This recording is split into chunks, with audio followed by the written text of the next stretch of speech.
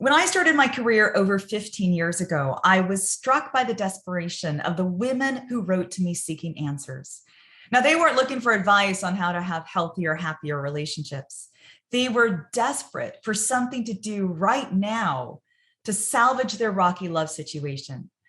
And as I read their words, I could hear the underlying message come through loud and clear. They were telling me, if I can't be with him, my life will be over. And it would take me over a decade to understand what I was hearing. Hi, I'm Amy Waterman. I'm a love coach here at yourbrilliance.com, and I am so glad you're here. In this video, we're going to dive deep into the pain of heartbreak to discover why we are willing to sacrifice everything for a man who might not be worth it at all.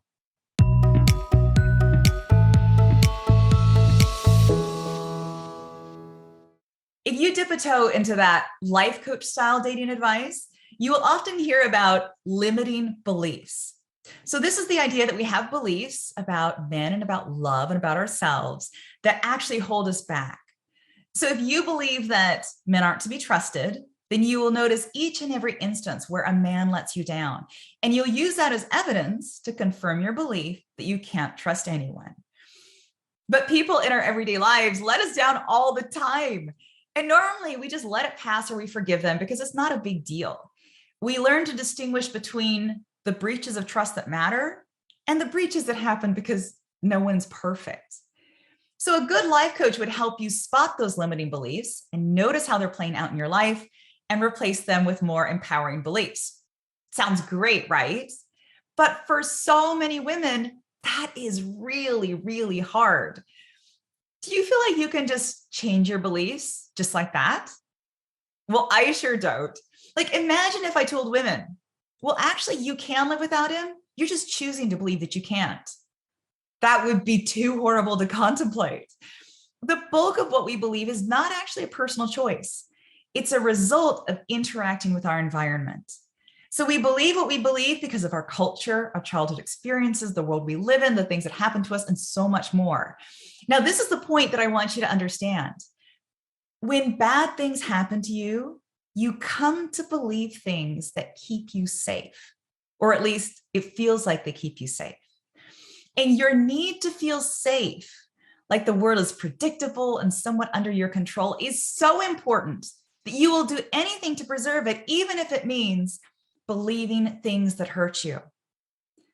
Like the belief, for example, that you are 100% responsible for anything bad that happens to you. So if your guy is treating you badly, or he's pulling away, or he's not acting loving, then it's your fault. You're responsible for his behavior. And if you can only figure out what to do, how to stop pushing him away, how to stop making him mad, how to make him love you again, then he will turn back into the loving boyfriend of your dreams. Now, I used to believe this 1000%. I actually believed, yes, that I was completely responsible for everything that happened in my relationships. So I was responsible for keeping everyone happy. And I was responsible for solving all the problems. And I was responsible for arranging all the fun things.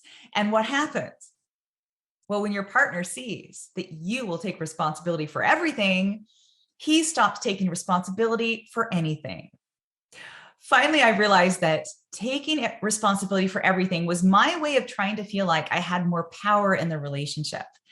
So the more powerless I felt, the more I took responsibility for things that weren't actually mine. Because if I could make myself responsible for the way my partner felt about me, then that meant I had a lot of control over his feelings.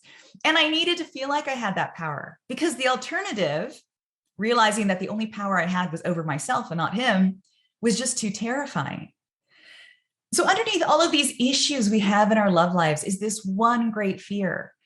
It's the fear that we are powerless. And this is the desperation that drives so many women to reach out to me, because they feel powerless to stop him from leaving. And they are desperate for something, anything that will give them just some power over him, because they already tried the alternative. They thought that if they gave him everything, it would be okay. Because if somebody gave you everything, they gave you their heart and their happiness and their trust, you would be so grateful. Of course, you would love them in return. So why isn't he grateful? Why does he act like that's nothing? So this is their last chance. They just want the power to change what's happening in order to save the future they thought they had with him, just to make everything right again. And it hurts so incredibly much that they can't see what's right under their nose. But if you ask somebody who loves you, a friend, a family member, whether you should hold on to this relationship, they'll probably tell you that they just want you to be happy. And then they might say that they don't think this relationship is making you happy because you've been so unhappy since you've been with him. And if you could stand thinking about that, you might see that actually he is responsible for much of the troubled state of your relationship. And actually, it's not all your fault. A lot of it is his. So what would it feel like to hold him accountable for his failure to love you? I'm going to ask you that again. What would it feel like to hold him accountable for his failure to love you? Now, I just want you to feel safe.